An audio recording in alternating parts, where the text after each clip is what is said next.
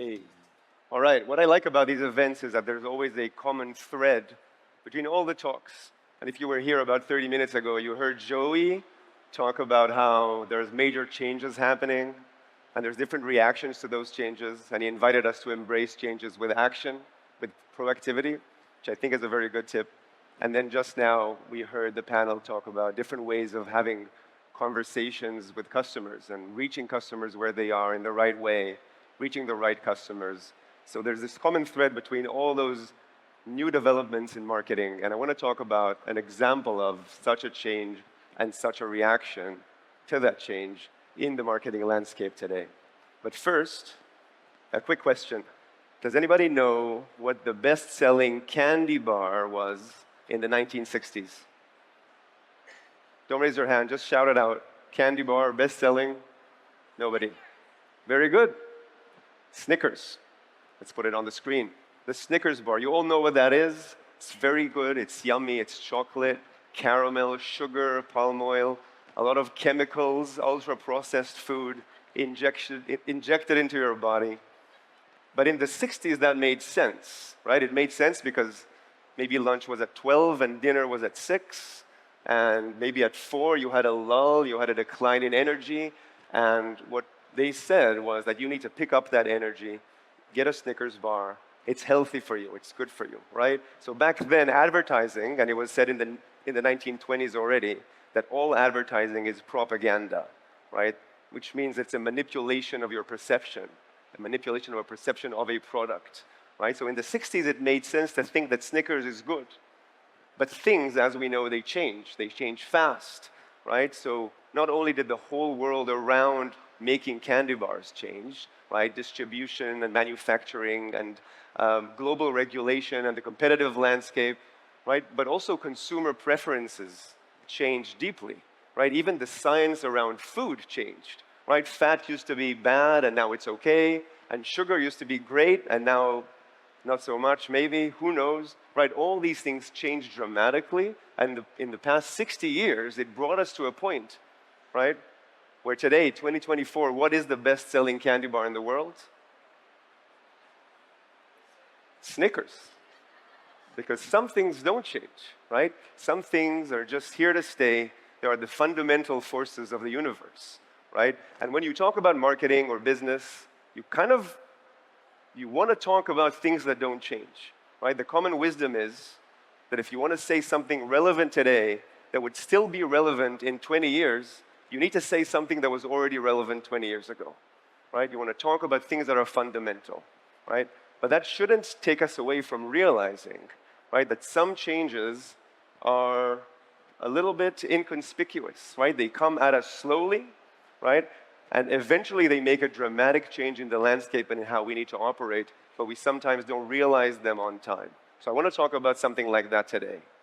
And the first way to explain that change is that today, if you are marketers, businesses, brands, and you're trying to connect with your customers, you need to know, right, that your customers are no longer joining the conversation that you crafted for them, right? You're joining theirs, right? And the reason for that is that all those places where your customers are, the places where you go out to find them, right, have become something else, right? It used to be that you put out an ad or a post or a piece of content and you try to reel people into your owned assets, to your website, to your distribution list, to your event. And in those places, you could just have a conversation the way you want it to be, right? And that conversation was typically one-sided.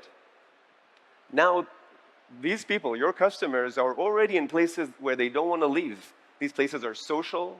These places are messaging apps, right? And the nature of those places where they don't want to leave, the nature of them is conversational, right? Which means that everything that happens triggers a conversation, and you're not in control of that conversation, and it's happening whether or not you're part of it. That's one. Two, every one of those channels is different, and it has a different culture and a different language, and it's up to us to adapt to that culture, right? We used to think that brands need to have brand values and therefore brand integrity that is maintained across all channels. That's still true to an extent, but there's also some sort of chameleon aspect to our brand It needs to adapt to whatever channel it's on, right? And the channels are different. TikTok is not Facebook. Facebook isn't email. And we need to think about how our brand can be expressed in every one of those channels.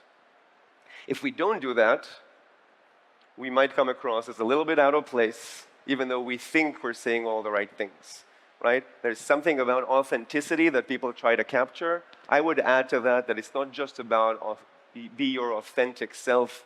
You need to be your true self that is also true to the channel where you operate. So you have to think about what you are across many channels, and that's a different answer for each channel. The last thing is that there are now a new class of business, right? Businesses that live and get born on social. And those are the creators, content creators. Creators today are businesses. They're nothing short of that, right? But they were born on social, so they understand it, they know it, right? And everybody else that wasn't born on social is emulating the way creators are, because they know how businesses need to behave on social in order to thrive, in order to resonate with their customers, right? And if everybody thought that creators are a fad and that whole thing will go away, it's not going away at all, right? It's only getting stronger. Okay, so we have conversations that are already happening somewhere, and we need to join those conversations, right? We have the fact that each channel has its own language, its own culture, and we need to learn how to speak it.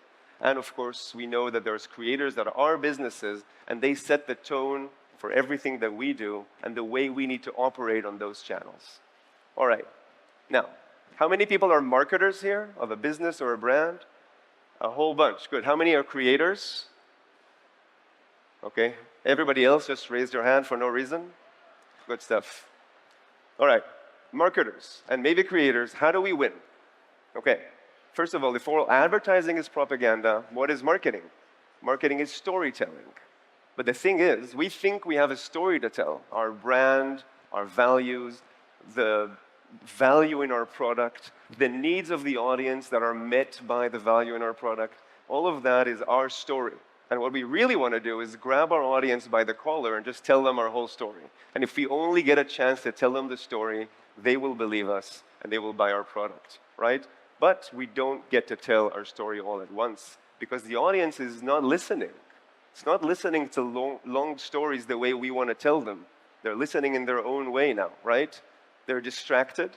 And I'm not saying that as a dig to Gen Z culture, right? It's not like a fickle mind causes them to be distracted. Distraction is now a form of media. People expect to be distracted. That's what a lot of media is, right? So we have to fight that distraction in some way. We also have to fight speed. People want to consume content in shorter and shorter spans, right? 20 years ago when I got my first phone, I thought I was super quick on the phone. I texted my mom, right? And everybody thought that was super quick. Today, I can't even see what's going on TikTok or Instagram, right? Like things change every year that passes, right? The amount of time that people take to consume media gets shorter and shorter. And of course, things are contextual. If you're not in context and in culture, you're not heard at all. So what do? We take that big story of ours and we explode it into a million tiny bits of story, right? And we place those stories and adapt them to a whole bunch of channels and touch points around our audience. It's up to us to understand where our audience lives, what do they consume, where do they get their content, where do they compare things, you know, are they following influencers, are they reading up on something? We have to place our content, bits of our story in all those places in the right way so that slowly but surely people will listen and they'll pay attention and maybe they'll catch a few words here and there and sentences and paragraphs and hopefully in the end they understand the story and they buy the book, all right? That's our job as marketers today. If you are marketers, this is under the hood. This is what it looks like for a marketer, right? You have to figure out your audience segment, the people you're talking to. You have to come up with the theme, which is usually the way your product or service answers a certain need within your audience. And you need to figure out how to tell that story, your messaging, and adapt that messaging to all those green dots that you see on the screen, right? And you don't really know what's going to happen once you surround your audience with all these touch points. It's up to you to look at the data that tells you how people converted, right? How they engage with your product, And then what reveals itself to you is the path that people take across all these touch points, right? You understand which touch points are important, right? Which ones you can actually take off, and you know where to invest your money and focus on what to create, what bits of story to tell to your customers so that they will end up converting. It's very challenging. If you are a marketer for a long time, you know that attribution is a big challenge and has changed over the last, let's say, 10 years, right? It used to be that we just thought of the first thing that got audiences into our world, and we thought that that was the most important thing, so we measured that, the first touch point that people actually engage with. We call that first touch attribution, right? Or maybe it's the last touch point that people engage with, the one that got them to convert in the end and to buy our product. We call that last touch attribution. Today we have more complex and more holistic ways of thinking about this, right? Today we have linear, we have other forms of attribution that basically what it is, if you're not familiar with this, is to take every single touch point that your audience has engaged with and understand something about it and assign a certain value to it. This way you know what's working and what isn't, and you avoid having the problem of the dark funnel where most audience engagements are unknown to you. All right, part 2 of how do we win. We have to understand that conversation is inevitable. It's always going to happen now because we're on social and we're on messaging, right? And if it's inevitable, we have to plan for it. So it used to be that if we put out an ad or a social post, we expected it to bring audiences to us. But now what happens is that we put out a piece of content or an ad or a social post, it automatically triggers a conversation. And those conversations, I would say, are good for us. And we need to maximize them. Okay, I want to make the case for maximizing conversations in your marketing, which means that if conversations get triggered on social, for example, on Instagram, on TikTok, you see replies, you see comments, you see mentions, right? You see reactions, you see shares. All these things are conversations that are happening. It's your job to maximize those and be part of them. Don't just ignore them and maybe let an intern do some social listening, right? Understand that these conversations are part of your marketing funnel, right? There are touch points, and they are the best converting funnels and touch points you can think of because they are credible and they are deep engagement with audiences, right? And more engagement leads to more visibility because the algorithm loves you, right? So I'm making the case of maximizing conversations. The issue is that people think about conversations as something that doesn't scale, right? How do I answer everybody? How do I read everything that everybody is writing? You put out an ad out there, you suddenly have 1 million reactions to it. What do, right? So it's up to fine technologies like the company I'm from, Manychat, to solve this problem and to help scale up conversations, right? We scale it up through adding analytics to conversations so you can understand what's actually happening, and then giving you the tools to scale up impactful conversations with customers through automation, workflows, AI, or whatever it is that you need to have good relationships, good conversations with customers. So I'm inviting you to join the conversation. If you want to talk more, we're outside. Thank you very much.